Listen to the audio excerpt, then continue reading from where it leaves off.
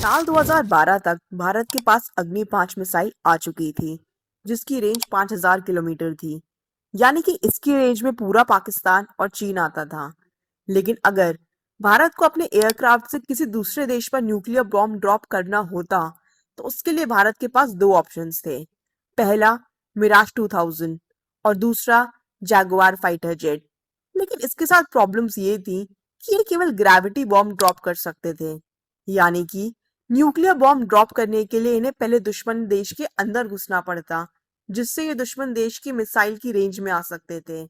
साथ ही ये एयरक्राफ्ट काफी पुराने हो चुके थे। इसलिए साल 2012 में भारत ने अपने सुखोई 30 फाइटर जेट को ब्रह्मोस मिसाइल के साथ इंटीग्रेट करने का फैसला लिया। क्योंकि ब्रह्मोस मिसाइल एक न्यूक्लियर वॉरहेड कैरी कर सकता था, इसके लिए इंडिया सबसे पहले रूस से संपर्क करता है।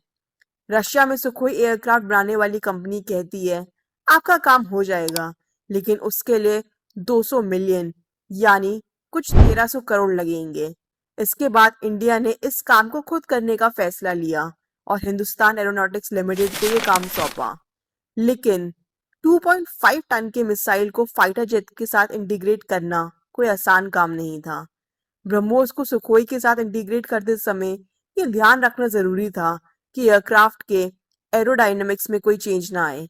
साथ ही मिसाइल लॉन्च करने के लिए एयरक्राफ्ट के सोर्स कोड और सॉफ्टवेयर में भी चेंज करना जरूरी था। लेकिन भारत के इंजीनियर्स ने हार नहीं मानी और DRDO, Hindustan aeronautics limited, national aerospace laboratory और ब्रह्मोस के साथ सैकड़ों इंजीनियर्स की 5 साल की कड़ी मेहनत रंग लाई और फाइनली 2017 में भारत ने इस काम को कर दिखाया। 22 नवंबर 2017 को इंडियन एयरफोर्स ने फाइनली इसकी टेस्टिंग की। ब्रह्मोस मिसाइल की इंटीग्रेशन के बाद अब इंडियन फाइटर जेट दुश्मन देश के अंदर जाए बिना ही भारत से ही उन पर न्यूक्लियर बॉम्ब या मिसाइल ड्रॉप कर सकते थे। ऐसे ही और फैक्ट्स के लिए हिट द सब्सक्राइब बटन।